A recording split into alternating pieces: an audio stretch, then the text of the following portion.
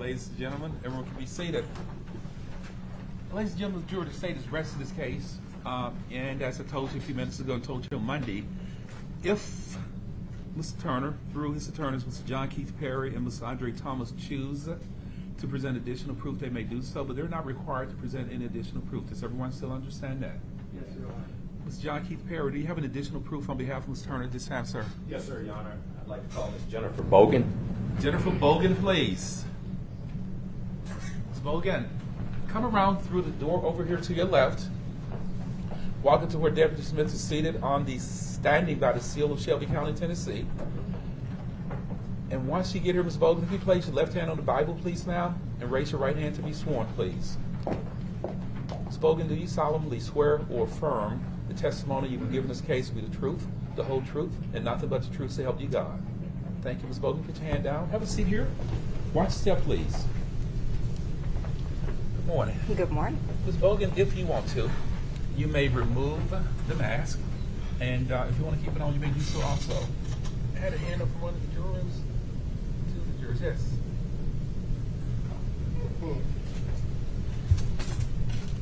How many? How many deputies you have? Sorry. Yes, sir. Mr. Perry, my apologies. You may proceed. Thank you, Your Honor. Please state and spell your name. Jennifer Bogan, and it's JENNIFER Back in 2010, what was your address? 494 South Main Extended in Carville. Collierville, Tennessee. Yes, correct. Drawing your attention to the month of July, is there a particular date in July that sticks out in your mind each year? The 18th The 18th? of July. And I know you're soft-spoken, but we've got a court report, so you got to speak up where they can hear you as well. But July 18th, 2010, was anything going on particularly that weekend? Yes, I had a cookout that weekend. All right. What day or days? Saturday and that Sunday. All right. And that Saturday would have been July 17th? Correct. And how did you end up having 2 days of cooking out? That Saturday, we had the cookout started, and then that Sunday, since I had leftover food, I invited my church members over that Sunday.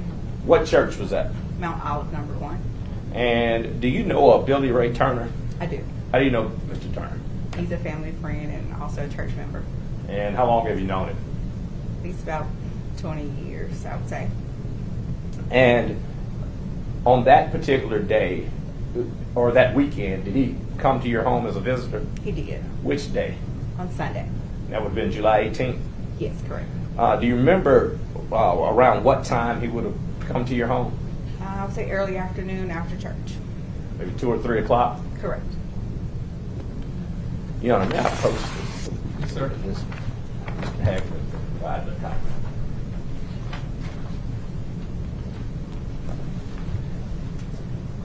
I'm going to ask you to identify what you see in those photos, and then I'm going to pass the photographs to the judge. But hold on.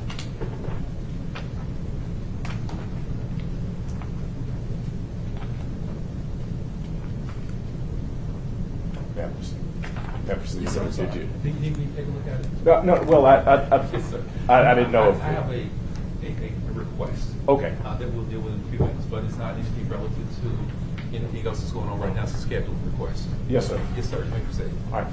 On the first photo, what is that on that first page? It is a photo of my backyard with some of my church members sitting around at some tables that I had set up in my backyard. I asked you about a person a few moments ago, Mr. Billy Turner. Do you see him? Yes.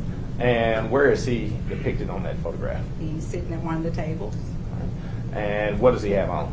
A red and white stripy shirt. All right. And can you turn the page to the next page, please? What's depicted in photograph number 2? Some of the members that was at the party sitting at a table on the outside up under the carport at nighttime.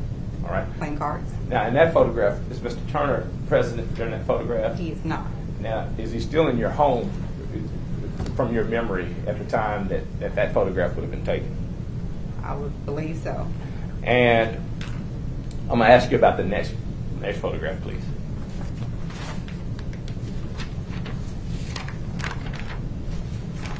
What's depicted in that photograph? Myself holding up one of my birthday gifts, and Mr. Turner is in the background of the picture. And is that later in the evening also? Yes, I opened my gifts toward the evening of the day. I'd ask that those be passed to the judge. Ms. Schofield, with Mr. Hagerman, any objections to this offer of proof? No objection, Judge. Exhibit 104-104. Photograph described by Ms. Bogan as a photograph of church members at a table during this cookout, with Mr. Turner pictured in a red and a white shirt. Exhibit 104, church members at a table.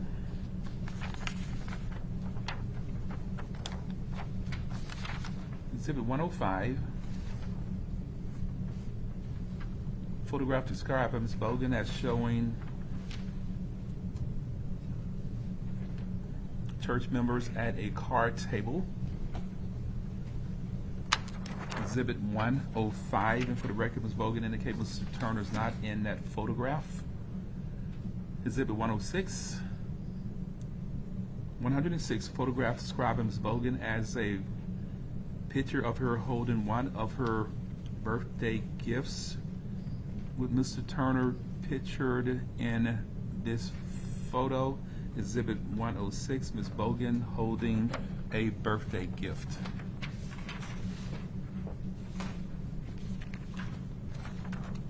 Permission to publish, Your Honor. Yes, sir, you may. Pass it down. Thank you. That's right.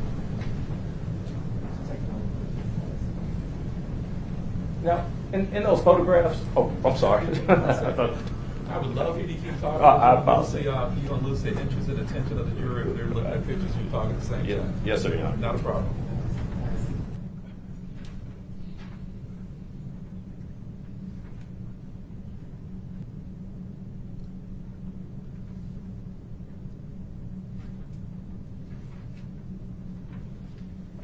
Ms. Perry, you may proceed.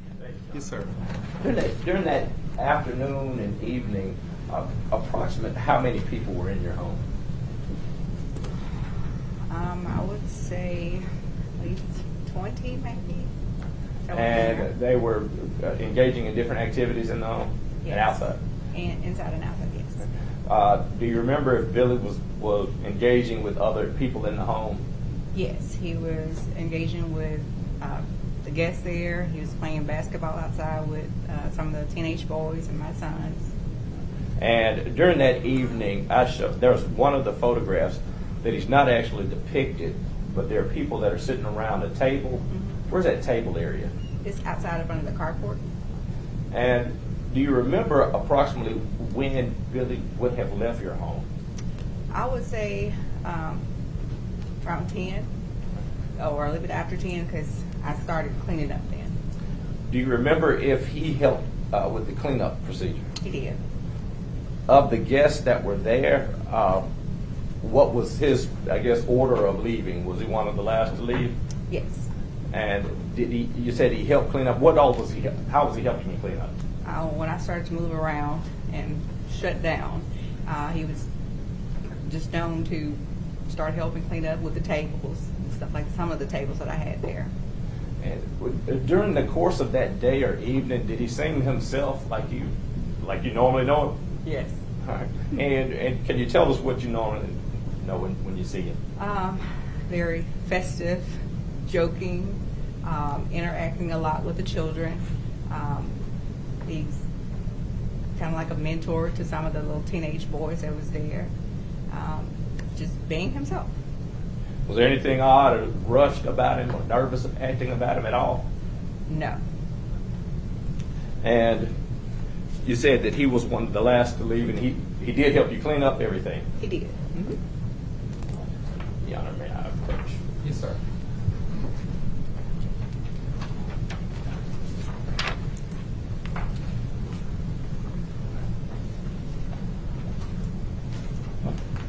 few moments ago, I asked you about your address. What was the address back then? 494 South Main Extended. All right, and in that, I just handed you a map. Do you see where your address would be on that map? Yes. Over here. Is that where the dot is? Yes. And you see a line drawn to another address. Correct. Can you read the address that that line is drawn to? 4530 Whisper Woods Drive in Collierville, Tennessee. All right. Are you familiar with that address? I am. All right, and do you know a Shira Wright? I do. How do you know Shira Wright? She was also a member of my church. Now, was she at your party during that evening that you remember? She was not.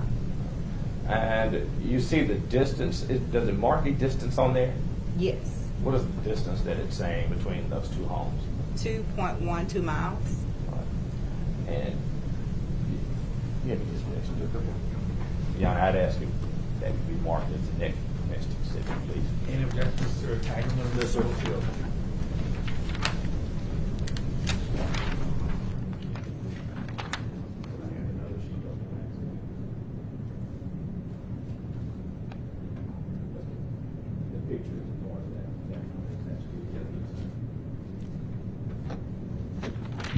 I think the last page may be blank. So these two you want admitted as a joint exhibit, Mr. Perry? Yes, sir. Yes, sir.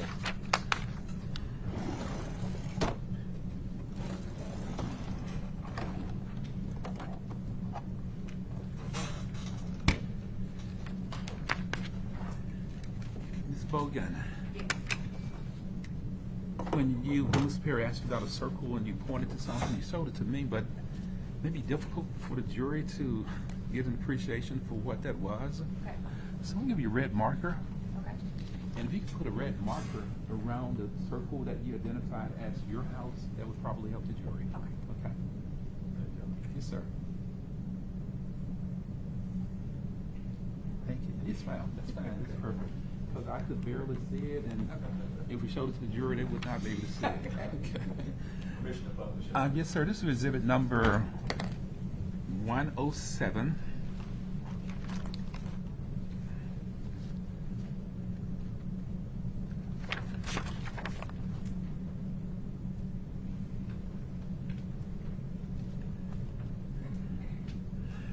It's a Google map identified by Ms. Bogan as showing the location of where her house was on 494 South Main Extended in Collierville in relation to an address of 4530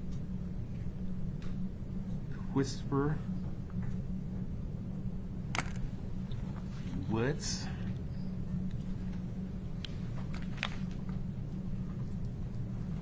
(4530 Whisper Woods Drive in Collierville, Tennessee. A distance that Ms.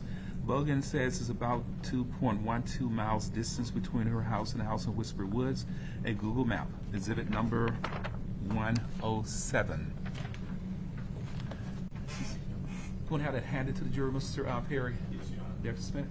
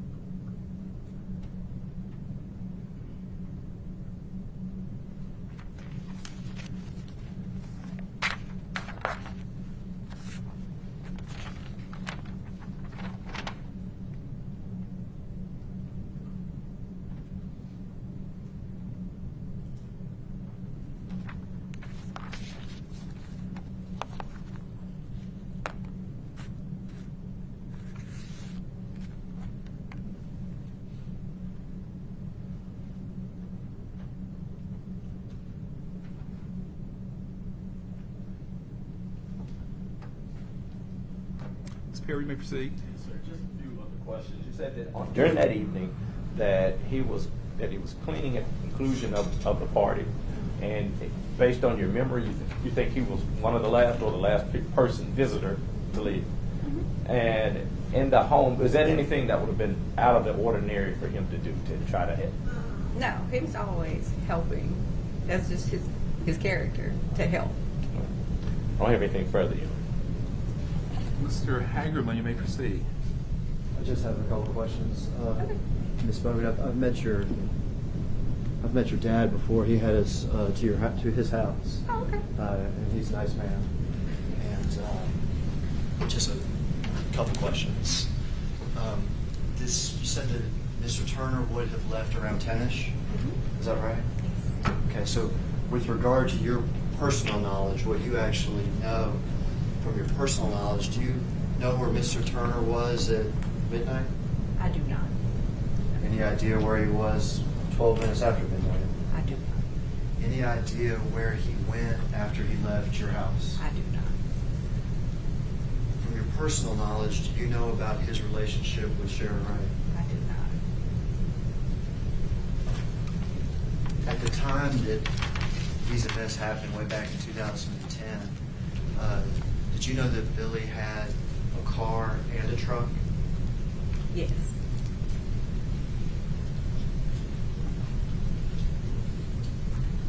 And did you know that Billy had taken a trip to Atlanta? No. I've never heard a question.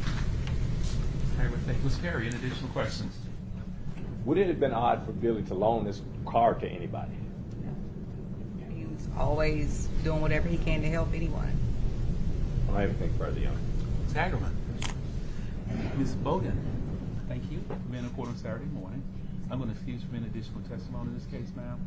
You can stay and watch the rest of the trial if you want to, or if you're able to do so, but you cannot discuss what you testified in court with anyone or allow anyone to talk to you about other witnesses' testimony. Okay. Thank you. Step down and watch your step, please, All ma'am. right, thank you. Thank you, ma'am.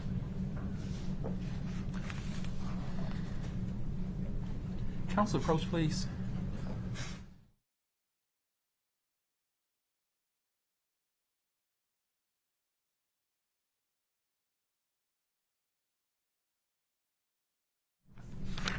Ladies and gentlemen, I got a question from one of your members while Ms. Bogan was testifying. I told you in those preliminary instructions that you might submit a question to the court, and I can't ask it. Can't have a witness answer it. If that witness probably would not be able to answer that question, I'm not going to submit it to the witness. So whatever the question was, don't discuss it. With your other jury members, don't take it into consideration for any reason at all.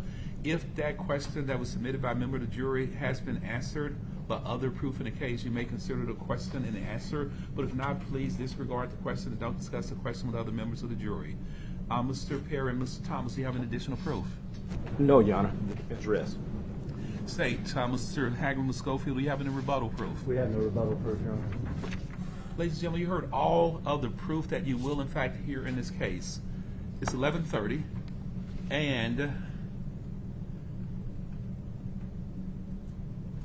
what I need to do next, I need to talk to the lawyers about the jury charge. I told you on Monday that it would be about 30 pages long. It's about 30 pages long. I need to talk to the lawyers about things that they might want included, things that they might not want to have excluded in the charge, rather. And we'll conduct that charge conference. It has to be done outside of your presence. We'll discuss another legal issue or two with the attorneys. And I'm going to make 22 or 23 copies of this charge. And this afternoon, I'm going to read this law to you. We're going to present the law to you. We'll talk about other scheduling issues once the charge is being presented. And I got a note from one of your members that indicates, is there any way that we can resume on Monday after today? Sunday is a religious day for me, if it is possible. And what I told you on Monday, that we will work on Sundays only if all the jurors say Judge Coffey, that's fine with me. But if somebody tells me the judge is a religious day and really have a religious objection on working on Sunday, we would not hold court on Sunday. We would charge this case today. We'll reach all the law that could possibly apply in this case. And the lawyers will have 3 different arguments they can probably present to you. State of Tennessee will present a closing argument. Mr. Turner's attorney, either Mr. Thomas or Mr. Perry, will present an argument if they choose to do so. And if they do choose to do so, the state can present a rebuttal argument. As I told you, I cannot limit lawyers' arguments in Tennessee. The law says, Judge Coffey, you have to give lawyers a reasonable time, adequate time rather, but not an excessive time. Now, of course, it never really defined what is adequate and what is excessive. So those arguments might take an hour and a half. They might take 3 hours. Collectively, might take longer than that. So it would be imprudent to argue the case and then have you start deliberating today, because I don't want you to think that we have to rush through a decision and we want to get out of here on Saturday and we're just going to reach a decision on this case so we get this over with. Now, what I told you on Monday and what I told you on the 4th of March, when I saw you at the jury assembly room of 157 Poplar on March 4th, that this case probably lasts somewhere between 7 and 10 days. The lawyers have been really efficient. This is day 6, and all the proof has been heard. You hear all the law, so you're actually way ahead of schedule, because I thought we would be here until Wednesday or maybe Thursday or Friday of next week. You will hear this case. You will be hearing arguments on this case, and this case will be in your possession. To make a decision whether or not Mr. Turner is guilty or not guilty, that will be in your possession on Monday.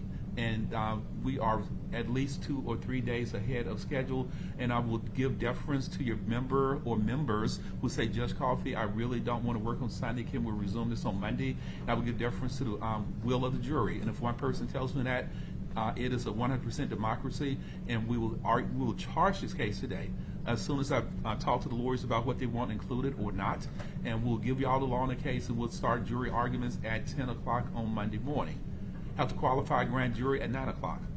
We change grand juries every third Monday on alternate months. So Monday morning at 9 o'clock, I will qualify 24 of your fellow citizens to serve on a grand jury for Tuesday and Thursday for the next 2 months. And at 10 o'clock, we'll start arguments on this case.